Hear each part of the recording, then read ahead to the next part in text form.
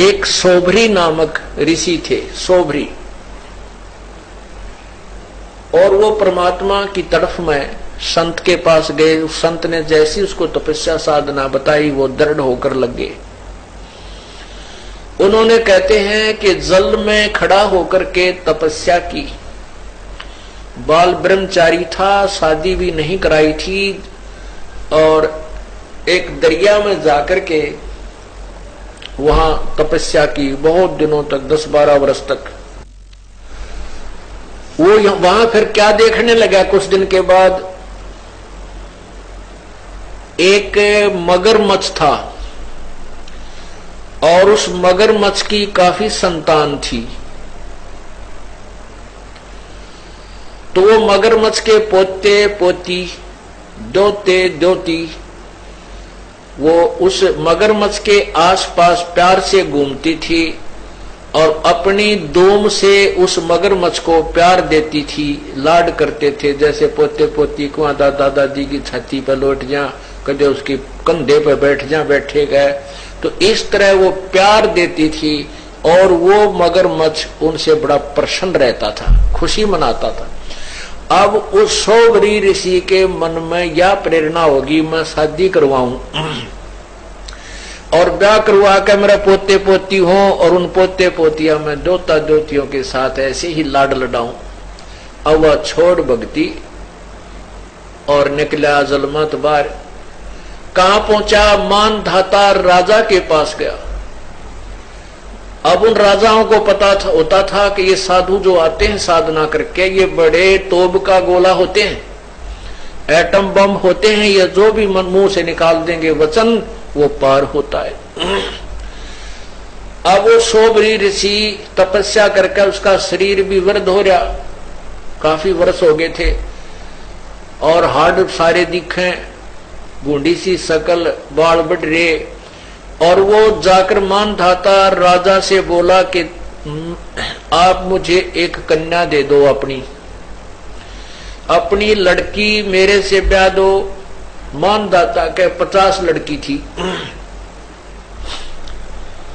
अब राजा बड़ी असमंजस में फंस गया, जब नाटू तो शराप देगा, अरे से बूढ़े बूढ़े के अपनी जवान लड़की ने ब्याह हो, मेरा कैसा मूर्ख नहीं, बताइए क्या करूं, ये भगवान बड़ा फंसा। तो उसने सोच समझ के एक उत्तर दिया कि ऋषि जी, हमारा एक नियम है और ये विधान भी बताता है कि मैं अपनी तरफ से किसी लड़की को विवश नहीं कर सकता किसी के साथ शादी करने के लिए। यदि वो लड़की स्वयं पसंद करें, कोई भी लड़की आपको पसंद करे तो मुझे एतराज नहीं। अब राजा ने बेरा था, इसे बूढ़े ने कौन लड़की पसंद करेगी?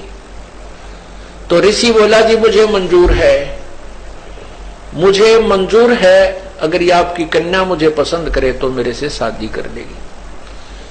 तो राजा बड़ा प्रसन्न हुआ, भाई ठीक है, कटा टंटा, लड़की को पसंद करेगी नहीं और यह बला टल जाएगी। उसने, क्योंकि उन लड़कियों को एक बड़े महल में रहती थी, वहां पर एक नपुंसक व्यक्ति जो हिजड़ा बोलते हैं, उनको ड्यूटी पर उनके गेट कीपर रखा जाता था। तो उसने उस नौकर को बुलाया राजा ने और कहा कि ऋषि जी को लड़कियों के महल में ले जाओ और ये जो भी लड़की इनको पसंद करेगी इसके साथ उसकी शादी कर दी जाएगी। अब उस ऋषि जी ने अपनी सिद्धि साधना और सारे जीवन की कमाई इसको कहां बर्बाद करना शुरू किया, अपना सुंदर शरीर बना लिया नौजवान लड़के का। और जो ही उन लड़कियों के महल में प्रवेश किया और उस नपुंसक ने सारी कहानी बताई कि राजा का आदेश है, जो इसको पसंद करेगी उसके साथ शादी कर दी जाएगी। उन 50 की 50 लड़कियों ने उस ऋषि को पसंद कर लिया। अब राजा फंस गया अपने वचन में, सारी कहानी आकर बता दी गई कि आपकी 50 की 50 लड़कियों ने मुझे पसंद कर लिया है। इसकी गवाही सब लड़कियों ने भी दे दी कि हम इसे पसंद करती, क्योंकि सुंदर शरीर बना लिया उस ऋषि ने। अब राजा ने वो फिर साथ भेज दी लड़की, लेकिन आत्मा बहुत रो रही थी, इस कंगाल के साथ ये के खावेंगी मेरी बेटी, कहाँ रहेंगी, कैसे दुख उठाएंगी, जंगल में रहना पड़ेगा। पर चलो इनका भाग था, मैं क्या करूं। अब उस ऋषि ने अपनी कमाई थे, देख काल का जाल है भगवान, उसने क्या किया, वहां जाकर के विश्वामित्र को आदेश दिया कि इन 50 महल बना दे। अब विश्वामित्र जी ने 50 मकान न्यारे न्यारे बना दिए और प्रत्येक में बहुत अच्छे खान पान, सुंदर आहार, फल वगैरह वो वृक्ष लगा दिए। एक दिन मानधाता राजा के मन में ये बात आई कि अभी अपनी कन्याओं को देख करता हूं वो दुखी है या सुखी है। वो जब वहां पहुंचा अपने उस ऋषि के डेरे में, देखा वहां तो पूरी 50 मकान बने हुए, बड़े सुंदर सुंदर, एक कॉलोनी सी बसी हुई है। वो पहली लड़की के मकान में जब गए तो मानधाता राजा ने पूछा, बेटी तुम कुशल तो हो? कि पिताजी वैसे तो हम कुशल हैं, कोई कमी नहीं, लेकिन माता पिता की याद तो आती ही रहती है और बाकी हमें कोई कष्ट नहीं। एक मुझे कष्ट है कि ये मेरा पति मेरे पास ही रहता है, दूसरी बहनों के पास कभी नहीं जाता। अब वो दूसरी कन्या के पास गया तो उसने भी यही कहा, पिताजी हम बहुत सुखी हैं और मुझे एक बात का दुख है कि मेरा पति मेरे ही पास रहता है, दूसरी बहनों के पास नहीं जाता। ऐसे 50 के महल में जाकर उसने देखा कि 50 की 50, क्योंकि एक सिद्धि वो चोले धारे, एक सिद्धि नीतत विचार है, ये सिर्फ अपनी ही कमाई से ये ड्रामेबाजी करवा देता है काल। अब उसने इतनी कमाई कर ली थी, सोबरी ऋषि ने 50 तो शरीर धारण कर लिए, 50 की 50 औरतों को भोग रहा है और उधर 51वां अलग से और बैठा है। जब मानधाता सब लड़कियों के पास होकर के फिर देखा कि ऋषि तो बाहर भी बैठा है, तब उसके चरणों में मस्तक झुका दिया कि आपकी लीला अपरंपार है। अब उस राजा के लिए तो भगवान सिद्ध हो गया वो सोबरी ऋषि। अब उसकी पोल खुलती है, अब देखना आगे क्या होता है। अब सोबरी ऋषि के 150 लड़के हो गए, 150 बच्चे हो गए, तो 50 लड़कियां, 2-2, 3-3 बालक हुए, 50 पत्नियां।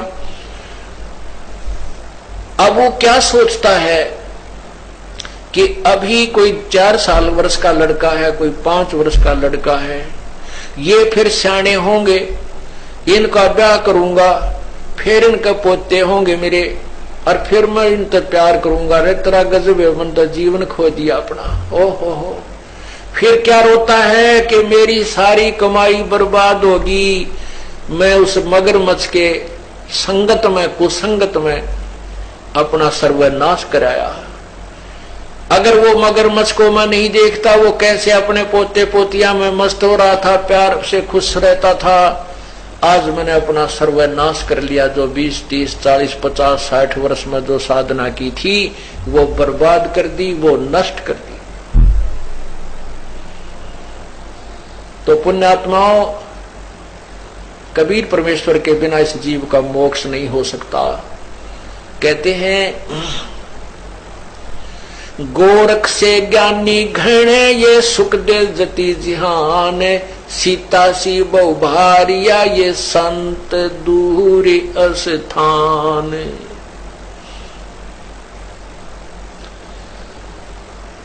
ज्ञानी व्यक्तियों की कमी नहीं, क्यों एक दूसरे में ज्ञानी पाक जाते हैं। जिसने दरासा ज्ञान अधिक है वो दूसरों के लिए विद्वान सिद्ध हो जाता है।